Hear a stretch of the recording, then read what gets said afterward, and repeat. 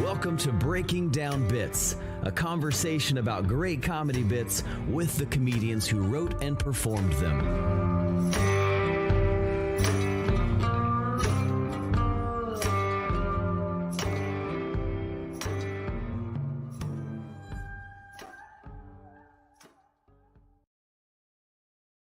Welcome to Breaking Down Bits. I'm Brian Gendron. Hey, I'm Drew Jordan, and we are excited to bring you a fresh podcast today. Don't forget, for all things Breaking Down Bits, it's all online, all the past episodes at breakingdownbits.com, so you can catch all the episodes that perhaps you missed and get all the details on what's going on there. Yeah, and I'll tell you what, if you missed our last episode, hey, shit, might as well get into callbacks. We were with David Borey. Great episode talking with David. What was your callback from that episode, Drew?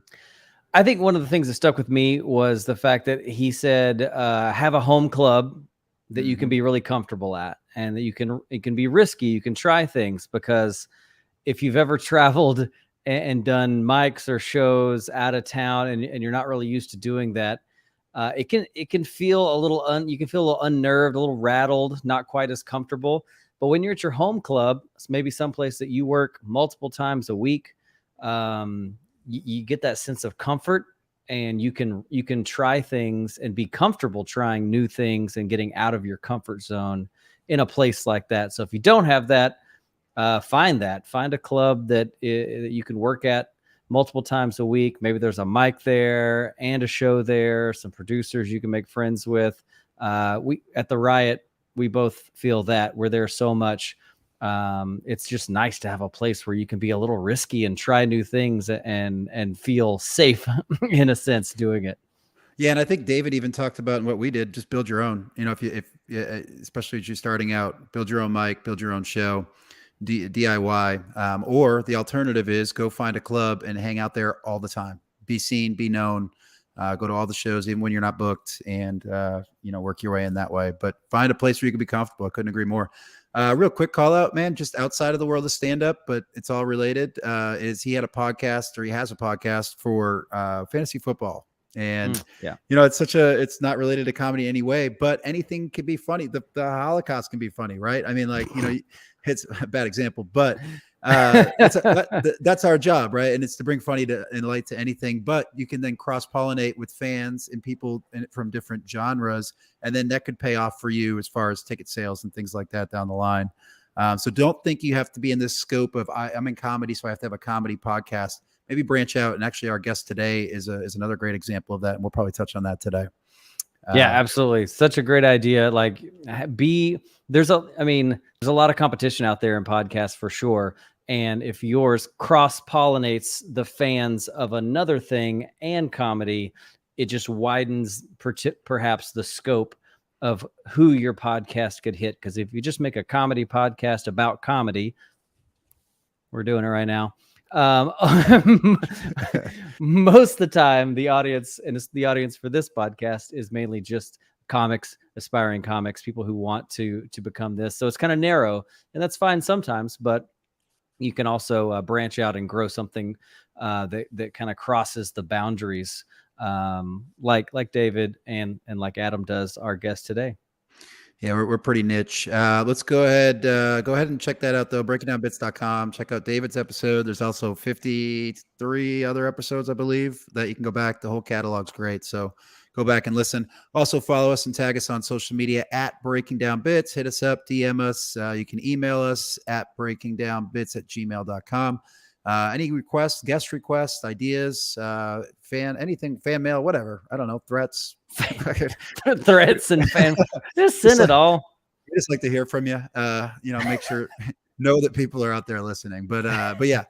And one quick last thing with the Riot, I have to do that. We have a Riot Comedy Festival, and there is a national comedy contest associated with that. And we are accepting submissions right now. So if you have not already, get on. You can go through our website, theriothtx.com or riotcomedyfestival.com. Either way, and submit for that contest. You want to do it. It is massive. It's in March of next year in Houston.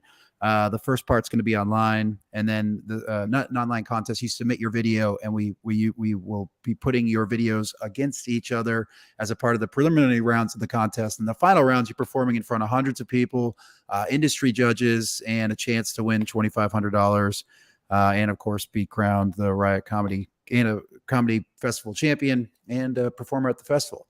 RiotHDX.com. Don't wait on that. The prices keep going up the more you wait. Yeah, get in there. Excited for that one coming in March. Yeah, time's ticking. So you know how it is with festivals. The earlier you get in, you save some money.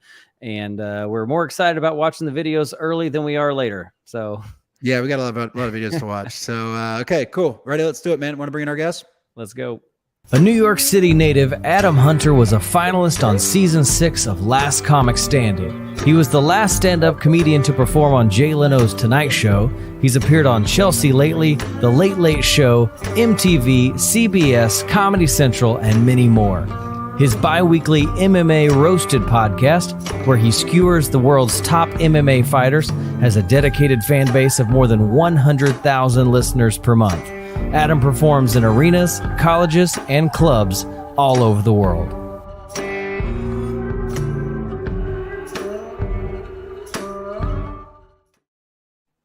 All right. Somewhere in the middle of California, we have Adam Hunter.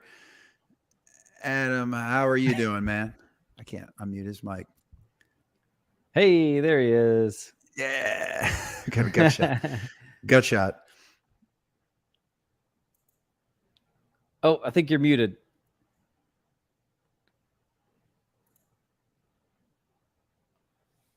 Oh, I think you're can't hear you. I'm trying to unmute him, but I can't.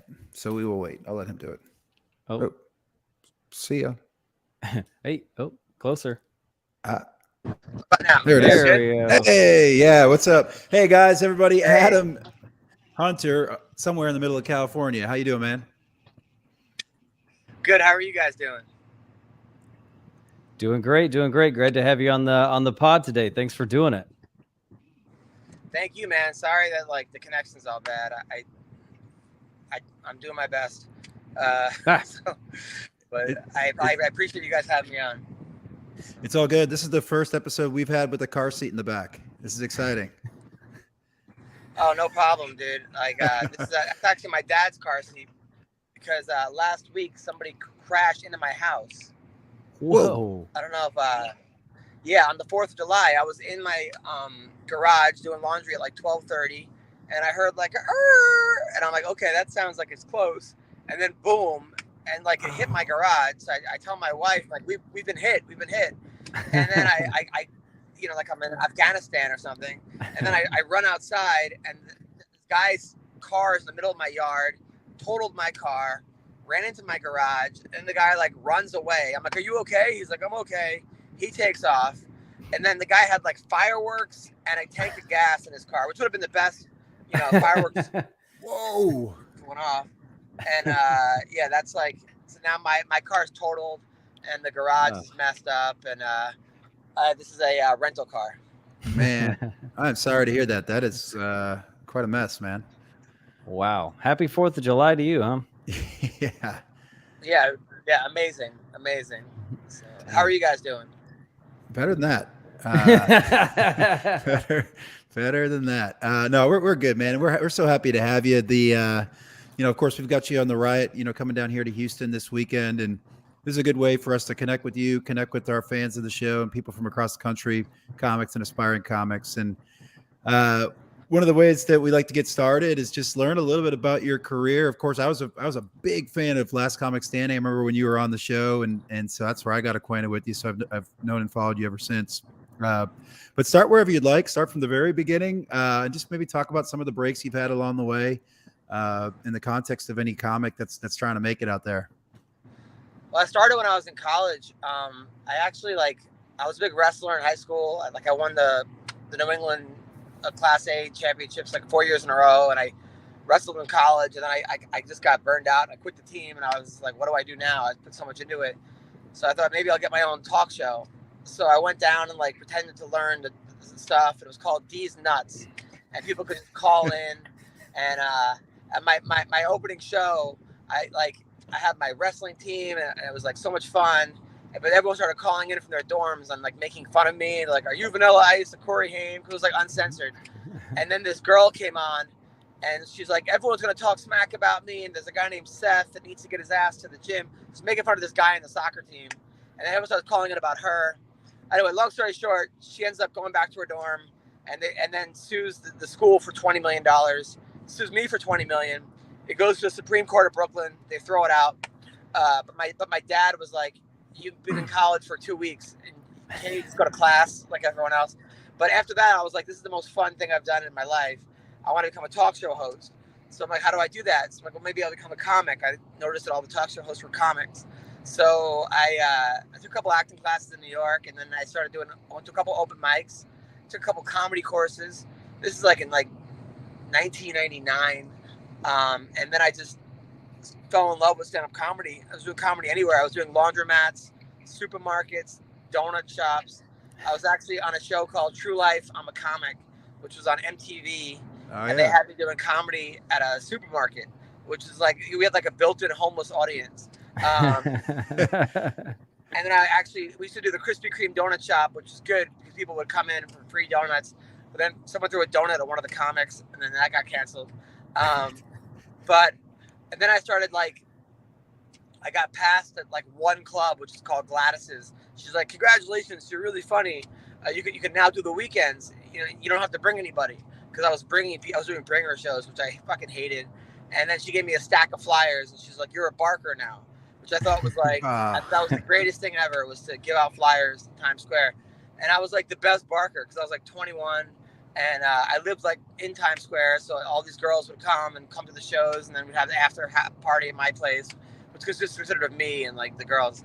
And then and that was awesome. But it was like, we actually, like, looking back, there were some really good barkers. Like Melissa Rauch was my like walker. She's on like the Big Bang Theory and now, and nice. Other people like Dave Rubin had opened up a comedy club. Dave Rubin, who like is now opening up for like what's his name, the Ben Shapiro. But so then I started doing comedy. Then I was like I was barking for like 4 or 5 years, and eventually I kind of got burned out of barking because like it was just freezing in New York City. People would just come into the club because it was so cold, or I would get spit on by people, or I would see people I went to college with that were all dressed up. They were going to like Broadway shows. They're like, how's your career going? I'm like, great, come to Hamburger Harry's, down the block. That was where the club was. And then I like won a contest, like funniest comic in New York, but it was a rigged contest. Like my manager at the time owned the comedy club. I didn't have to even enter it, to be honest. I think I entered the finals. I almost during the speech was like, I don't deserve to be on this. I didn't actually win this, but I was like, fuck it. I've lost a lot of rigged contests too. So then they flew me out to LA, and the spot was like a big spot at the Improv. So I went on like last at the Improv, and this guy Anthony Clark, who had a show called Yes Dear, was like, yeah, man, you're really funny, and I think you should open for me, and blah blah blah, and I was like, that'd be awesome, and so then I went back to LA, and I was a male stripper in a play, like a Tony and Tita's Wedding, called at the Culture Club, which was like an 80s club at the time, and I had to wear a pink headband and had glitter all over me. That was actually kind of a fun job because I gave a lot of lap dances to the girls. You got photos? Yada yada. So, you got photos? Yeah, probably somewhere. And then my wife doesn't like the photos. So then I moved out to LA with and I quickly was like, in New York you get like 10, 12 spots. LA you get like 12 spots a month, if you're lucky. So I opened up my own comedy room. I walked around. I learned what I learned in New York, barking, and I opened up a club right by UCLA, and I walked around to all the college kids and pretended that there was a comedy club. I'm like, yeah, we got Chris Rock, and I sold tickets to a club that didn't exist, basically. And then I figured, I need a spot where people don't have to actually leave their cars, so they could just walk to. It's a place called Brewing Co., the West Side Brewing Company. And it was upstairs, and I had me and Theo Vaughn I had Theo do it because he was on Road Rules. Went to all the sorority houses with Theo, And because every Monday anyone could make an announcement, even if you didn't go to the school. They didn't realize we didn't go to the school, and then they all got dressed up. And I'm like, hey, tonight we got a show, blah, blah, blah. And these girls hated me because I went there every Monday to promote the show. But I knew if we had like 10 or 15 hot sorority girls, I'd get all the good comics, which is exactly what happened. Within like 2 months, I had the Wayans brothers performing there, and Dane Cook and Jeff Ross, and all these people like, you know, D'Elia before he was D'Elia, and Whitney Cummings when she was starting out. And I ran like the hottest club. And then that led to an audition at Last Comic Standing, which the season you had was actually the third season I auditioned for, because the second season they're like, hey, you're going to Hollywood, you made it, and I'm crying on camera and I'm calling my parents, and then they're like, they tell me, oh, you're not on the show anymore. I'm like, but I didn't get to go to Hollywood. They're like, well, just because we pick you doesn't mean you're actually on the show. I'm like, but the judges actually passed me. They're like, well, too bad. And then that happened again the next year, and then the next year, and then finally I just like kind of went off on everybody, and I called up the producers and like cursed them out, and I was like, fuck it. And then they brought me back on. They're like, okay, you're on again, even though we told you you're not on the show. Tomorrow you're going to Vegas. And I decided I'd be like the villain on the show, so that's the only way they're gonna get through. So then I was like, you know, I'm the greatest comic on the show. I kind of was a dick, to be honest. Yeah. But I knew that would get me through, and they did. And then once I got to the house, anytime they interviewed me, I would bring it back to that I work with kids who had cancer. It did. That way they couldn't like edit it. They'd be like, oh, so why are you gonna win? I'm like, well, because I used to work at the Ronald McDonald House for kids that had cancer. Like every question, me working with kids that had cancer, they took me. But then they fucking stopped. They stopped interviewing me. They stopped feeding me too, to be honest. But nobody wanted to go against me, so I got pushed to the finals. But people forgot I was on the show. That's how little screen time I got. That after that, I was featuring. I was like staying in my car. I was like, you know, driving from. Like, I thought San Diego was on the way to New Mexico, so I would drive from like LA to San Diego to New Mexico from Tuesday to Wednesday and sleep in my car and just break even. And you know, I mean, there were so many years I had to like, you know, eat by trying to find money in my couch or yada yada. But then, you know, eventually, like, I got on the Tonight Show a couple times and started headlining, and now it's like 20-something years into it, and I'm married with a little daughter, and just fucking still grinding away. I still run a room in LA, you know, but things are a lot better. Wow, that's a lot of hustle. That's a ton of hustle. You don't hear. I mean, you hear about comics starting their own room and having their own show and producing some shows, but it sounds like you really grinded a little harder and worked to really not just create a place for you to do comedy, but like a successful spot for people to come enjoy comedy as well. Yeah, I mean, I did that. Even now I run like the Dime, which is like a spot where like we had like Chappelle show up where you could just run new stuff, because it's like in LA you don't want to have like, there's no workout rooms in LA, like, and you don't want to be seen bombing. People remember that you bomb, especially it's not as bad as it used to be.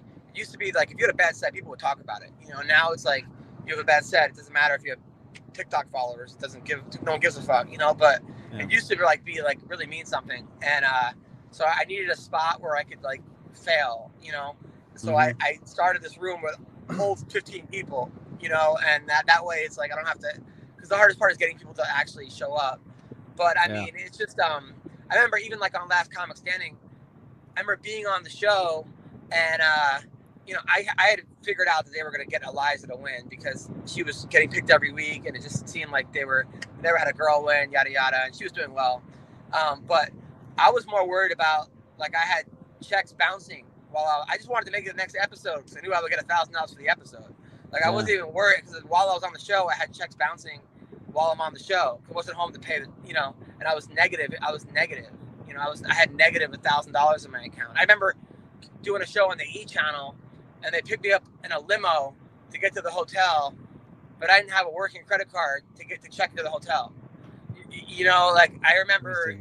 So it's just, but I think that's, like, I'm not saying you have to go through that, you know, but I know that, like, there are so many times where, like, you know, like, I'm opening up for Russell Peters August 13th at the Microsoft Theater, you know, but I know, like, in the back of my head, it's like, you know, I know I deserve to be there because of all the shitty fucking gigs that I've done. You know, like I've had people like chase me off the stage or throw drinks at me or throw menus at me or, you know, or cut the mic on me, you know, or, you know, 5 minutes in to tell me. I remember doing a gig, and I did a gig in Tennessee, and it was a college gig, and the booker stole my check, so I had to fly out there, and then I drove 5 hours to get the check in the opposite direction.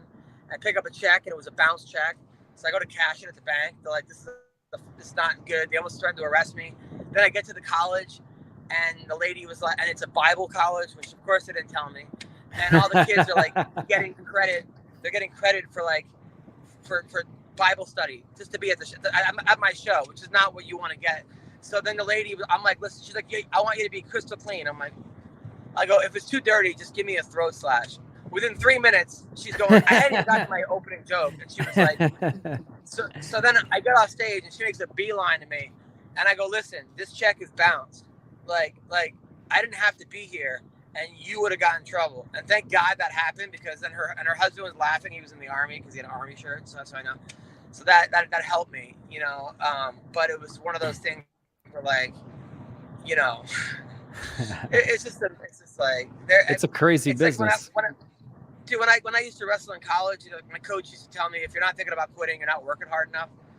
And I think the same goes for stand-up comedy at like certain levels, you know, like you know, if you're not thinking about going, like, you know, there have been plenty of times I'm like, man, like I have 1 year left of college, I could just become a gym teacher, or I'll go into the real estate, whatever it is. But then I know that, like, eventually I would not be fulfilled. I mean, there's nothing better than like people coming up to you and being like, look, I haven't laughed in a year, you know, my wife died of cancer, my this, that, you know, I just found out this happened, I just found out I've been depressed, you brought me out of my depression. Like this is the first time I've laughed in so long. Like, I can't tell you. And I know that, like, I flew to England one time and I got like 100 emails from the booker. Well, one of the emails said, when you get here, don't say you're here for a comedy show. Of course, that wasn't one of the ones that I opened up, right? So I get there, they're like, what are you here for? I'm here for a comedy show. So I get detained and thrown in, like, it's me and a bunch of au pairs that were illegal. I get held, and then I get sent back, and they tear my passport and sent back. But I remember being in the detention center and knowing I'm not getting paid, knowing I just flew to England, and watching, like, I think it was like Fletch was on, and I remember just laughing so hard to Fletch.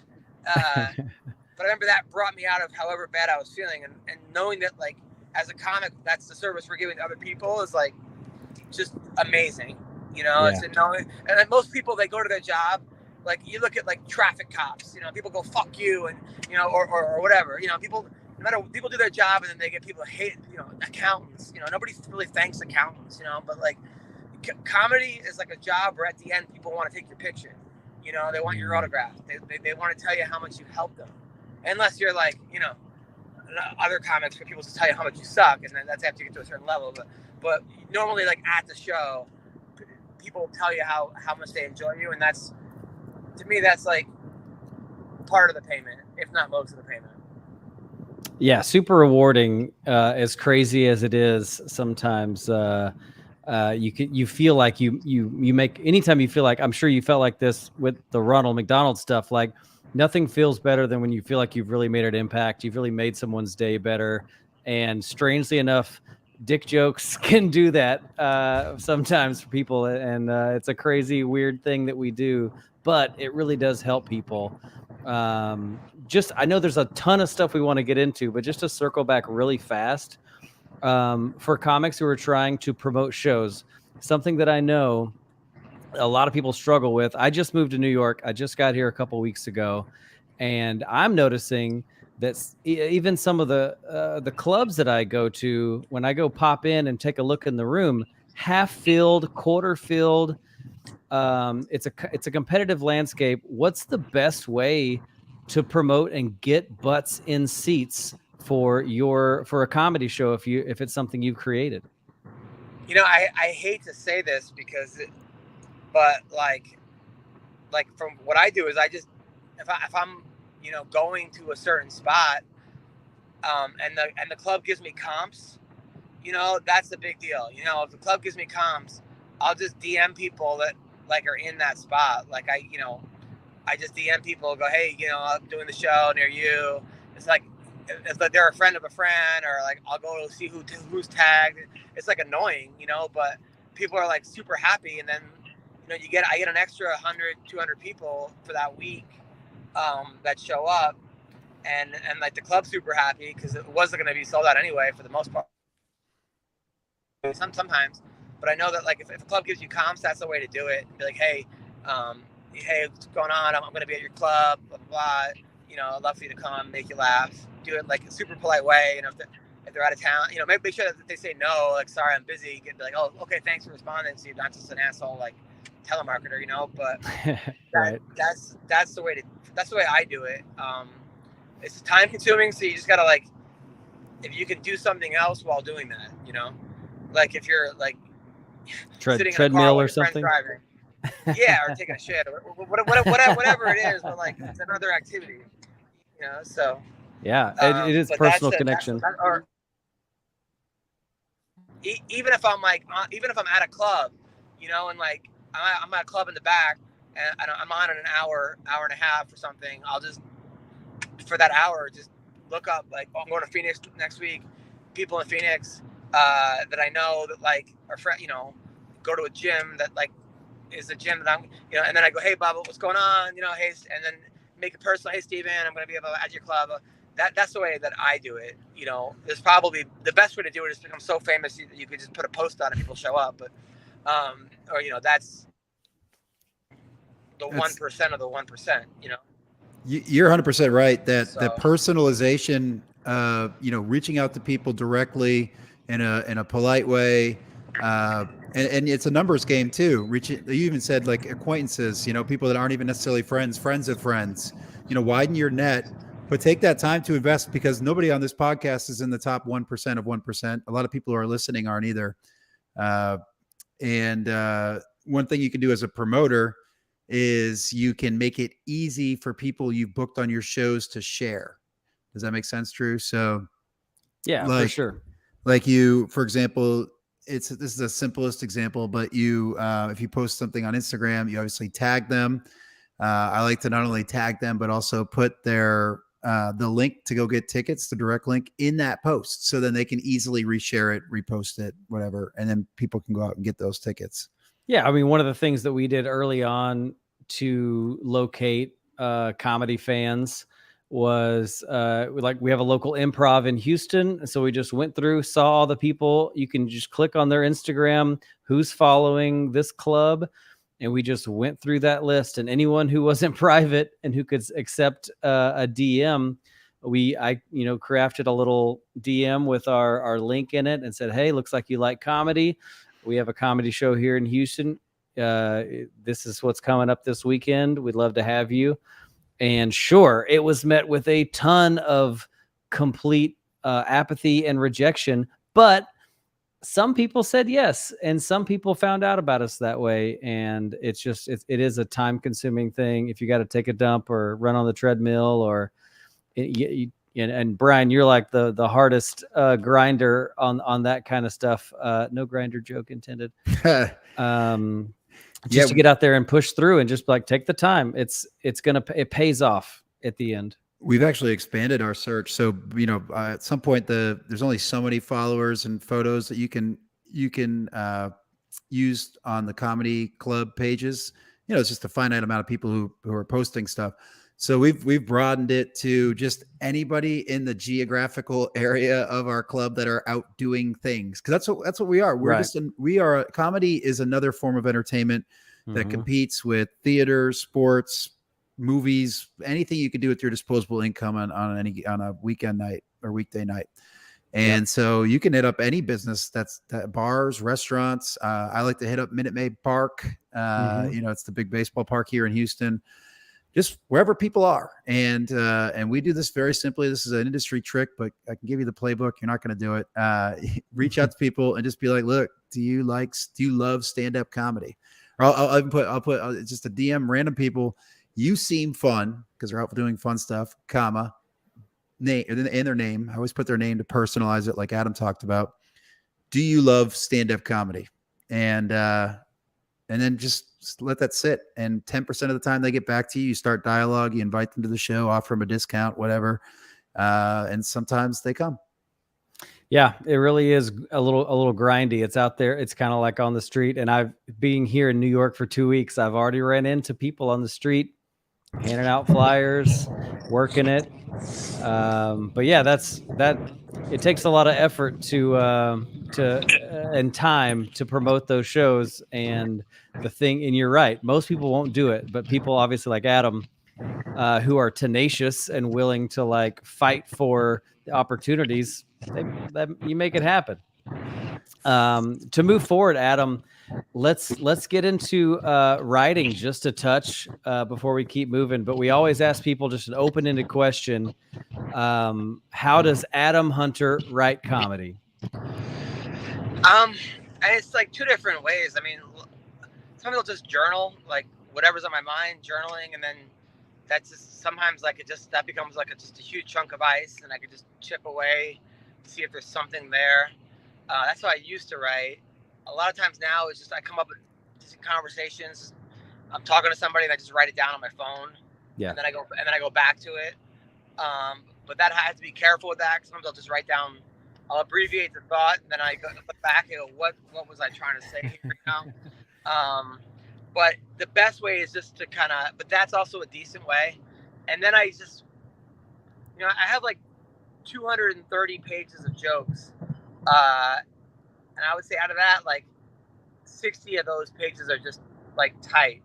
And then I just have all these random thoughts throughout the last 10 years. And sometimes I'll just randomly pick a page and go back to it and see what's there, because a lot of it is like what I was feeling at the time, and it wasn't funny then, but I could kind of make it funny now, or something happened with a celebrity that like is actually better appropriate for like what's going on right now. And so It's really that. I mean, sometimes like there's always like what happened in TMZ today, and then you just write a one-liner there or whatever. But a lot of it is, now that I have a kid, I don't want to say the jokes write itself, because they don't write itself, but like the premise writes itself, and then I have to punch it up, So it's not exactly like, oh, I could just go up there and say what happened, because then people was like, okay, that just happened, But at the same time, I mean, somebody driving into my house last week,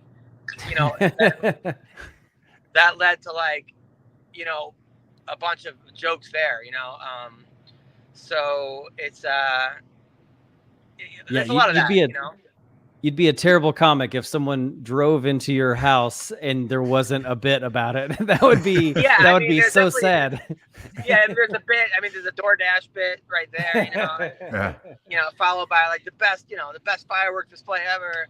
Followed by, I tell people that story. They're like, "Oh my God, I can't believe it. You have a house?"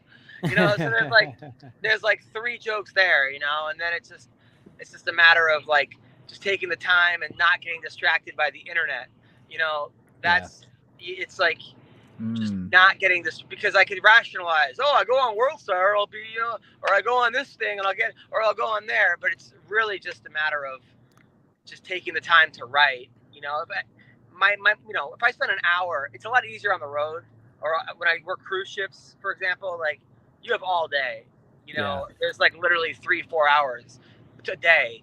It's harder when you're home, you got a wife and kid, and your baby. My daughter's like, "Daddy, play with me," and I'm fighting with that, But at the same time, it's like, this is my job, I mean, there's nothing worse than having someone come see you a couple months later and you're doing the same act.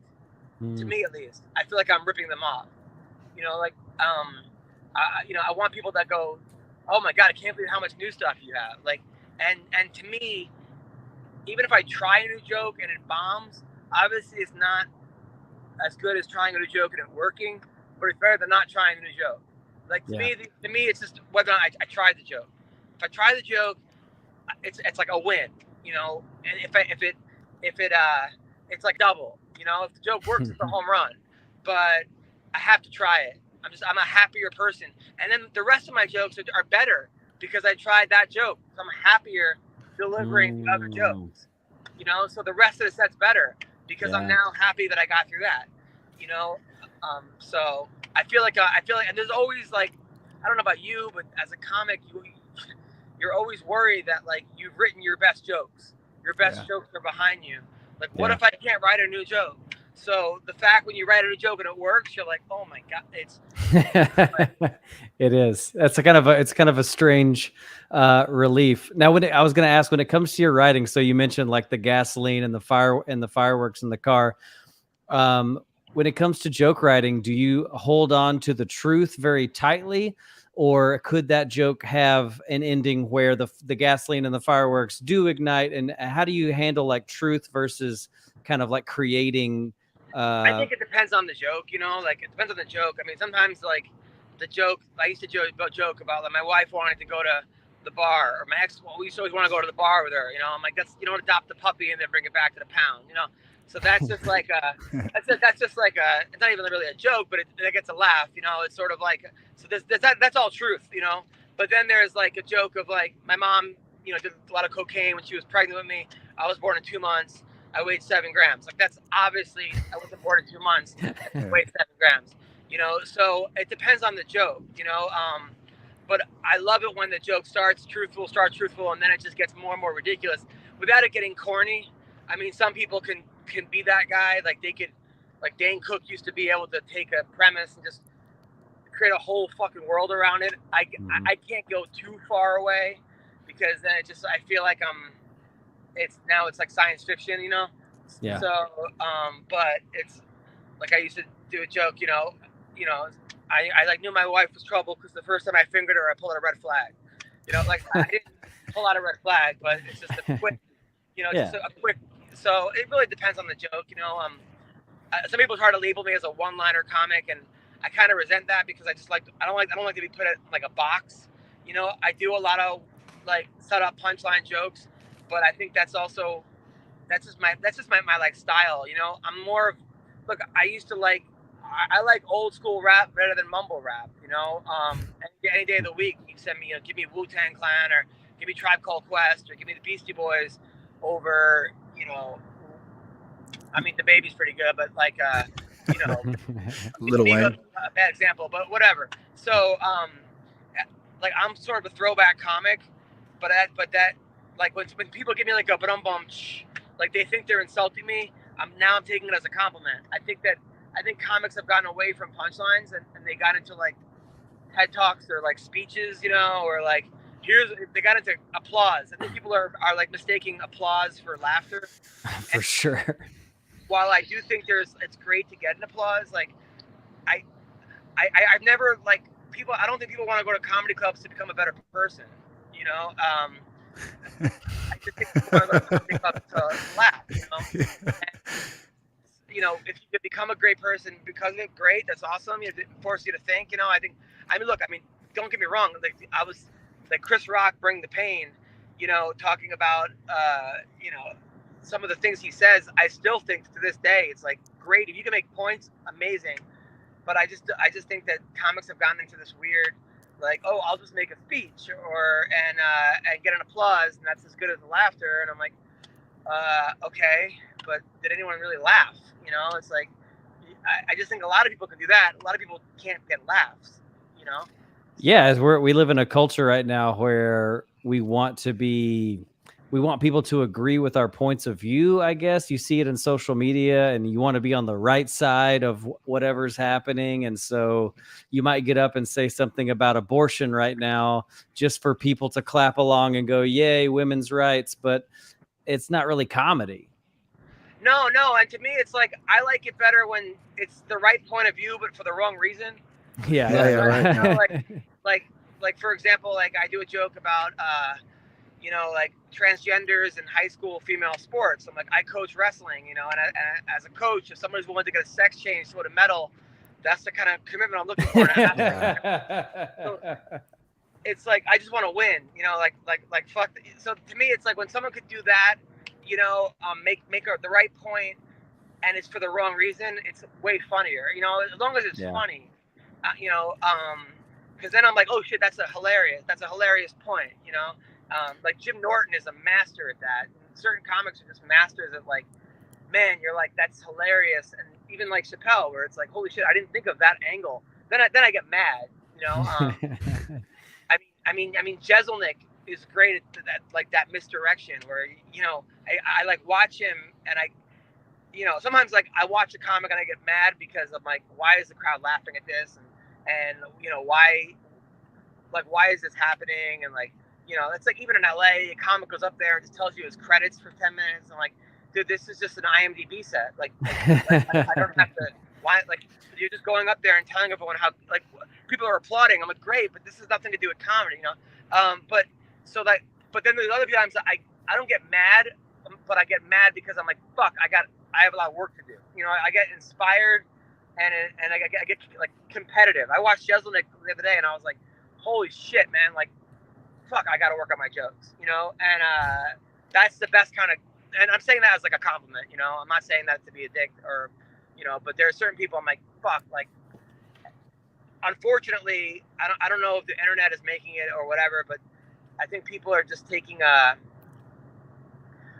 think people, there was something to be said about like when I started doing comedy and you had to like, send in a VHS set, yeah. And then you had to, annoy the booker to the point where he would finally give you a feature set, and then you would lose money on the thing, but then you would, hone your craft for fucking 10, 15 years and 20 years. And then finally, like, I think that some comics got lazy because they were doing the same set over and over again. And there wasn't the internet. So it's like, now it's like people are writing more, which is great. It's forcing you to write more.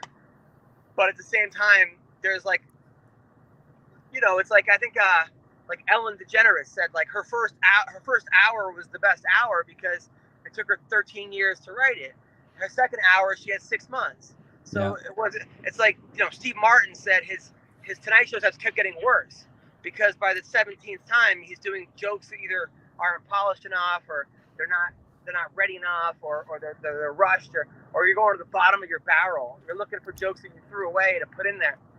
And I think a lot of times now with like the internet, it's like people are just selling, they're just premises. Like the punchline's not there, but I mean, who gives a fuck? Because none of that means anything. It's really me. I have to work on me. Looking at other people is going to do nothing for me.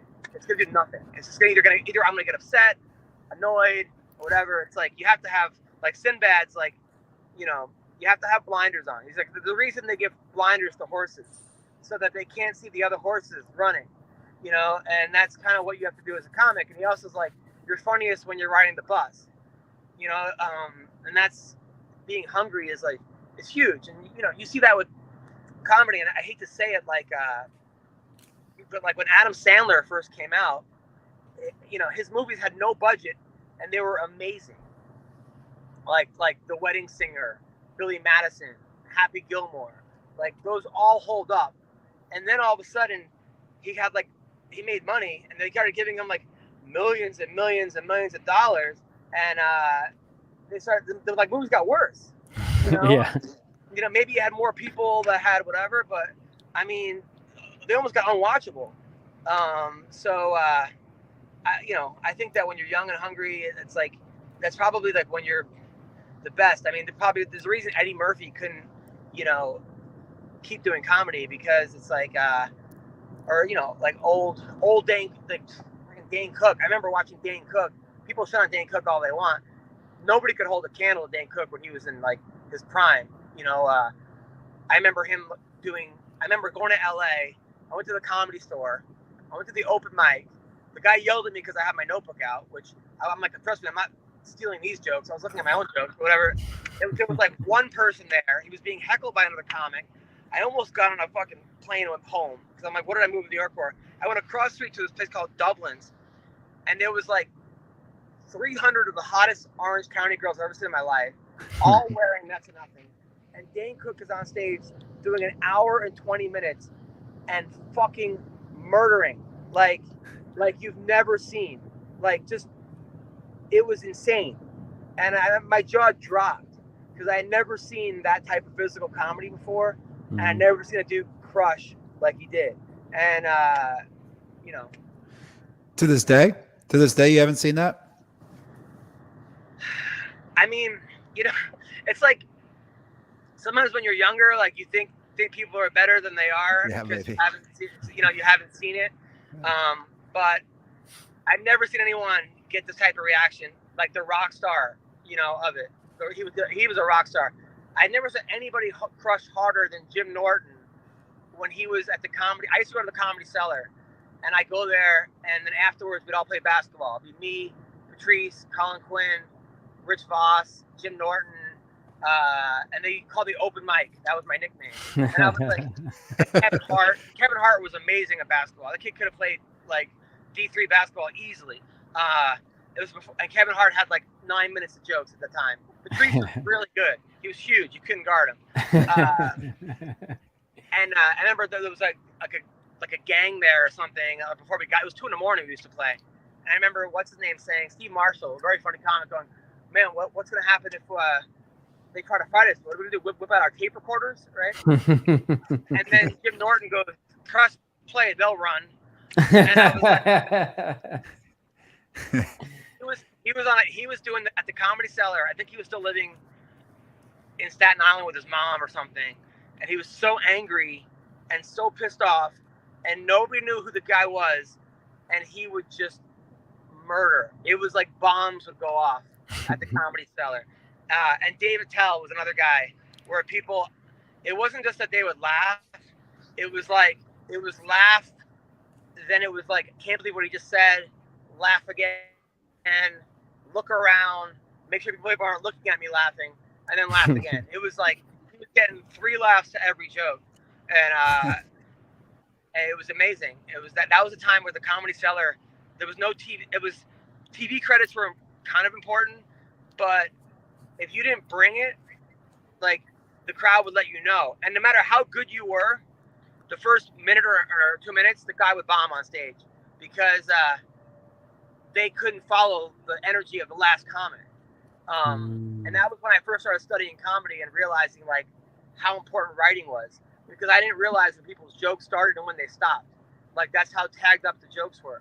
It was like, oh shit, okay, set up, punch, tag, punch, reversal, tag, set up next joke, tag. I was like, holy shit, like, that's when I started really studying like how important writing was. And then it was like, and like Greg Giraldo was a master of that, where like Nick DiPaolo was a monster. And Lisa Lampanelli was just coming in and just murdering like sections of like, and people couldn't believe what she was saying, So I was, that was when I first was like, that was when I was, that was like the school I went to of comedy, of just like, holy shit.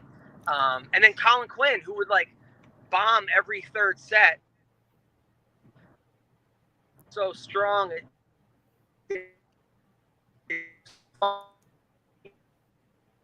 was unbelievable.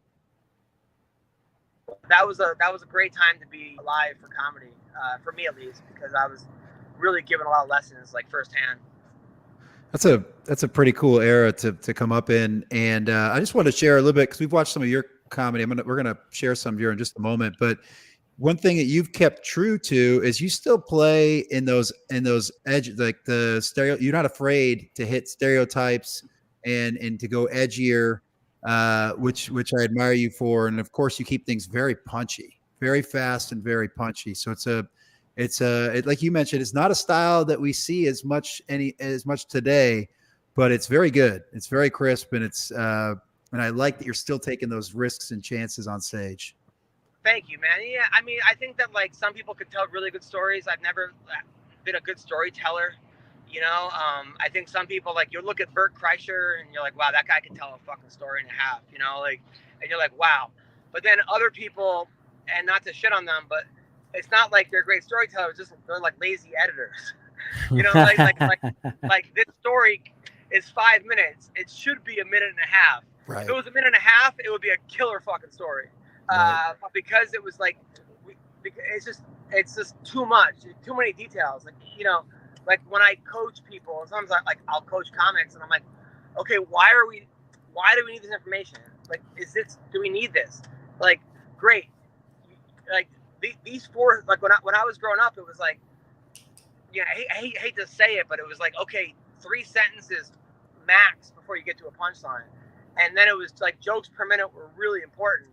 And especially like I used to be like, I'd say I was a good looking guy, but I would go up there and people didn't like me a lot of times because I reminded them of like, it's like I had like hot girl syndrome when I was younger, where like hot chick goes up and you're like, the girls hate that girl because she's the one that the guy wants to fuck, and then the guy hate the girl because the guy can't fuck her, so she has to be like extra funny.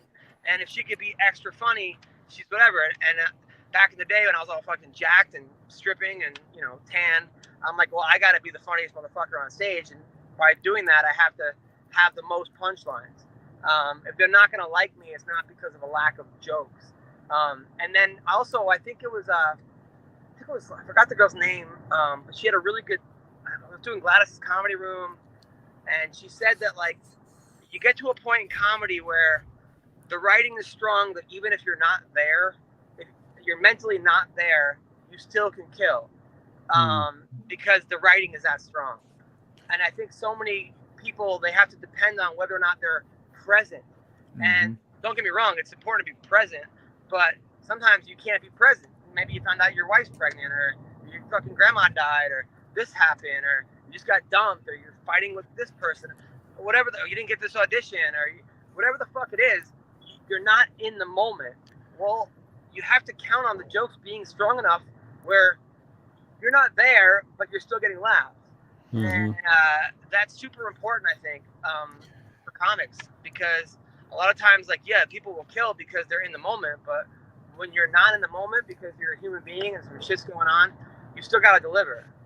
That's a good point too. As a host or as somebody that's running a show, you're going to be dealing with bullshit all the way up until you get on stage, dealing with people coming in the room, whatever it is that you got to deal with. So you're right. You have to have jokes that are strong enough to do it. But I do want to share something. I'm going to share your clip right now on the backside of this comment. You stay very present. I watched a lot of your material. You're always crowd working. It seems to be, at least that's the clips you post. I mean, maybe that's why you post them, because they're crowd work moments. But you're certainly willing to do it. And then you bring it into the bits. And I do something Drew and I think are working on doing things very similar to that. So you do seem to, at least unless you have life shit going on, it seems like you do stay pretty present in the room. Yeah, I try to, especially if people have seen me, like some people, I hate when people are like, hey, you're so funny, I'm coming back tomorrow. You're like, right away, I feel like I'm like letting them down. Right away, I'm letting them down, because it's like, I feel like the magician whose illusions are like, and on cruises, if you want to work on a cruise ship, which, look, there's like pluses and negatives. The negatives, oh, you're a cruise comic. The positive is like, yeah, you're making 3 times as much as you made in a club, and you get to go to the Bahamas and Jamaica and all the time. And you also get like 5 hours of stage time, but if you really want to work a lot, you have to do 5 different 30-minute sets. That's because the same crowd comes back. So then you're like, well, how do I do 5 30-minute, especially if you're like me and you have jokes, it's like, so a lot of that is like, okay, messing with the crowd is just saved my ass so many times. Like, I think Rich Voss had a really good, I read something he said, he goes, being a good comic's like being a good point guard, good point guard. Like, you can't have one move. Like, if you have one move, you're not going to be a good point guard in the NBA. They're going to figure out your fucking move. So it's a matter of adapting. I mean, you're on stage. It's like Mayweather was notorious for giving away the first 3 rounds, figuring out what he needs to do, and beating you the next 9 rounds. Well, as a comic, sometimes, okay, you're up there. All right, your jokes aren't working. All right, the dirty stuff. Try dirty stuff. All right, I'll try personal stuff. All right, that's not working. Okay, I'll try crowd work. Oh, the crowd work's working. Okay, the crowd work's working, then get it back in the jokes. So they think it's crowd work. So especially if you're doing 45 to an hour, because there's so many times that as a comic, you could blame, oh, the crowd sucked, or the opener, the feature did crowd work, or the creature was too dirty, or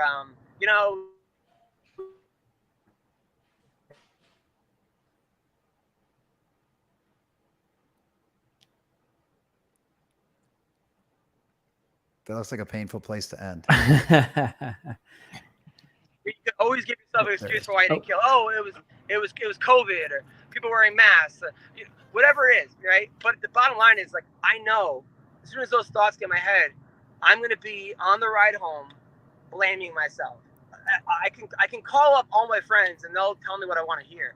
Oh, well, they're Mormons, or why do you do those rooms, or those people aren't for you. But it was an early show. They were older. But at the end of the day, it's my responsibility to make them laugh.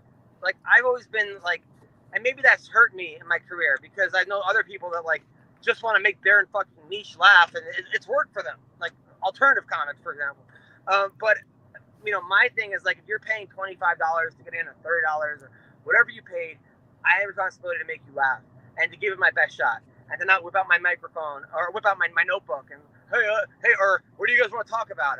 That's not my job. I'm not doing the best I can, and figuring out what it is that it's just figuring it out, man. And I used to wrestle, and I remember that, like, I'd wrestle a guy who's like bigger, stronger, faster, but I gotta find the one weakness, like, okay, maybe it's the lowest single, or maybe it's the low ankle pick, or maybe he's terrible on top, or it's my job to figure out what I'm better at him is, and to exploit that.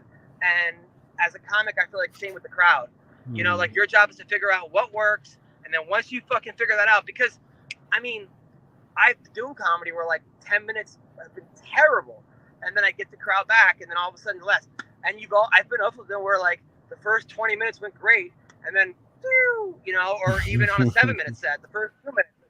So, it's just a matter of like what and how you deal with, like, I mean, I have friends who are like headliners, but if the crowd says something like you're fat or you're single, or it just throws them for a fucking loop, and your job is to not be thrown for a loop. So, yeah. I'm going to go ahead. I've got, if it's okay, I got a 1-minute clip I'm going to play of it has a couple jokes, and it has a little bit of crowd work. I think it's a great clip that represents your comedy, something pretty recent. So I'm going to play that. Is that all right? Sure, please do. My wife and I recently moved, and you can find all the sexual predators in a certain area if you move there. So you put in our current residence, there's 147 sexual predators in a 1-block radius. I was like, baby, we gotta leave this church.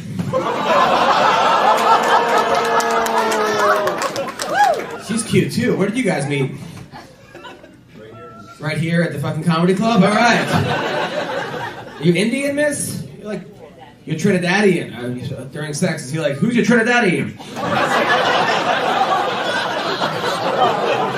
Now you're gonna start doing that? Fuck yeah, you better. Got residuals on that one. My wife is Christian and I'm Jewish, and she got our baby a teddy bear that says the Lord's Prayer. So I got her one that complains it's too expensive. Parents, do not buy your kids lots of toys. Make them play with the same toy over and over. It'll get them ready for marriage.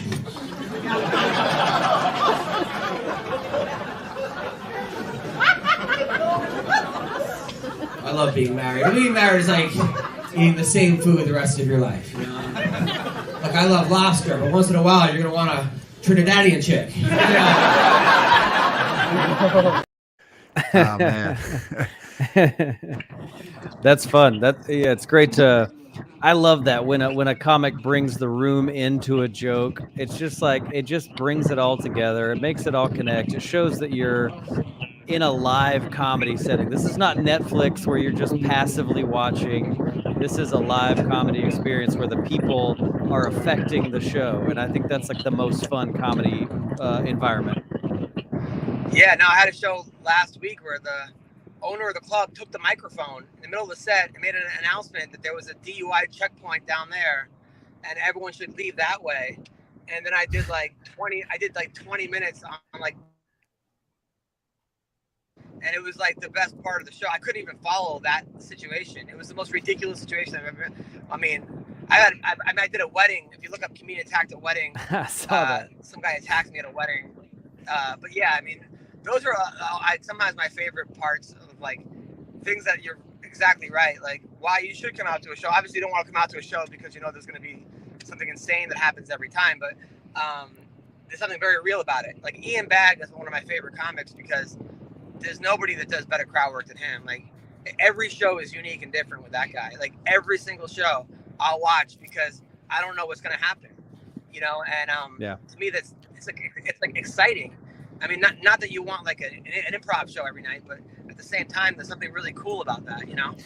That's true. And a lot of the biggest comedy fans are comics, and you effectively become a comics comic. There's nothing better to know that people are there to watch you, you know, your peers, because they never know what's going to happen. I agree with that. Before I know we're running close to our time limit, but I do want to talk a little bit about the fact that you have the MMA podcast. And because you're a wrestler and that's kind of your history, and I'm a super MMA UFC fan as well. And that's to talk a little bit about what that's done for your career, what's that's done for you, and how you kind of came up with that whole idea.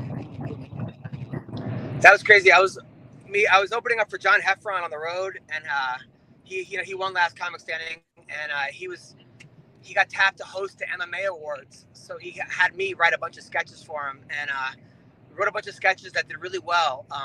Like me, him, and this guy Joey Varner, we wrote like a Dear Vandy, like a Vanderlei Silva as a giving life advice, and Randy Couture, divorce attorney, getting divorced at the time. And then I ran into Dana White at a casino, and Dana and I hit it off really well.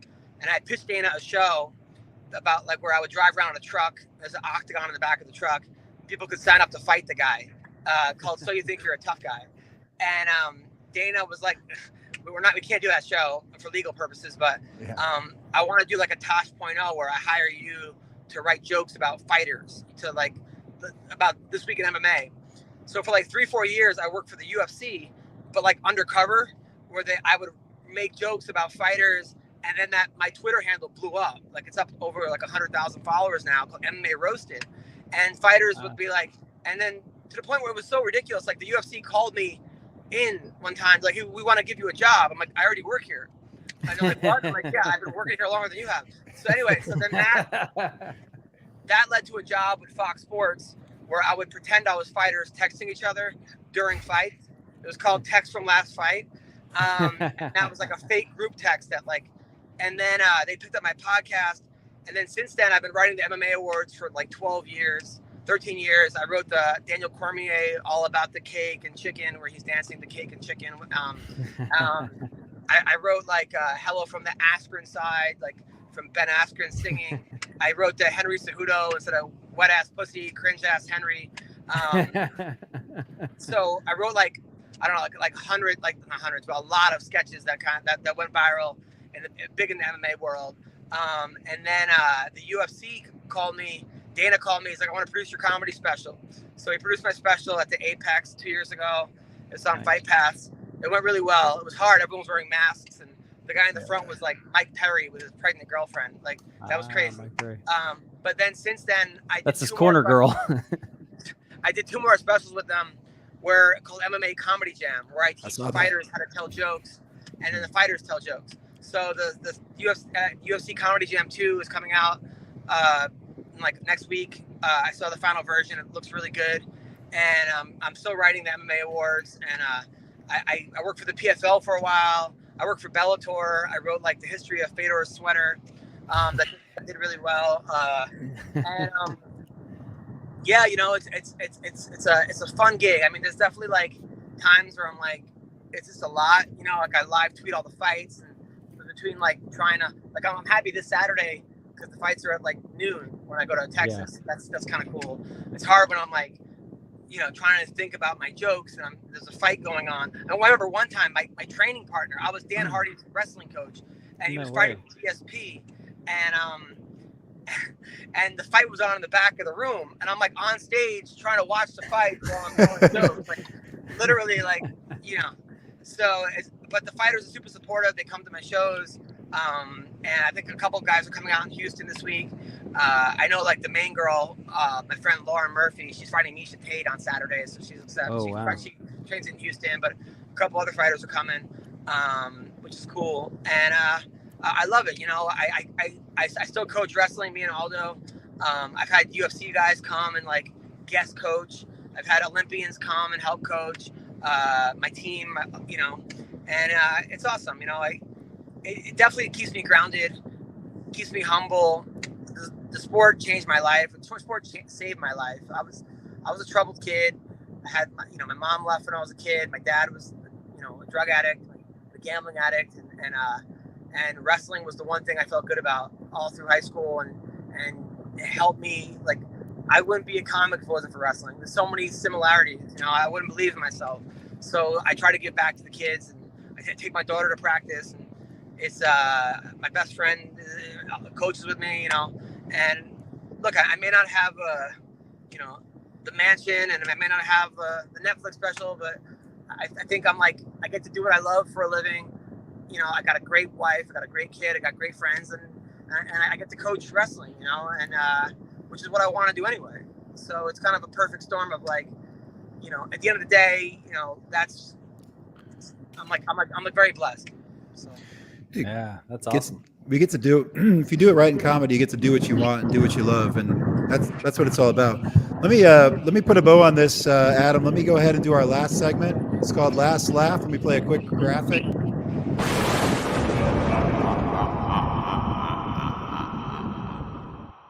So weird. But the last segment is very simple, dude. What would be the joke that you want on your tombstone? It could be your joke. It could be one of your heroes, one of your friends. What's the joke that is memory about? I guess my therapist told me to live every day like it's my last, and now I have really bad credit.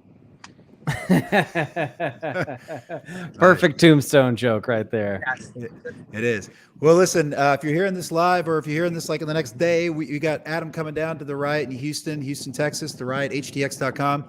Where else can people find you online, Adam? AdamHunterComedy.com. If you're on Instagram, just Adam Comedian. If anybody, a comic that like listen to this, have any questions, I'm not gonna watch your set, but I'll answer, but I'll answer any questions. So. Awesome, dude. Thanks so much for doing it. Appreciate you working us in your schedule. Have a blast at the Riot this weekend, and we'll look forward to seeing the MMA comedy special coming out next week. Thanks a lot. Appreciate it, guys. Take care. Thanks for listening, guys. Bye. Thanks, Adam.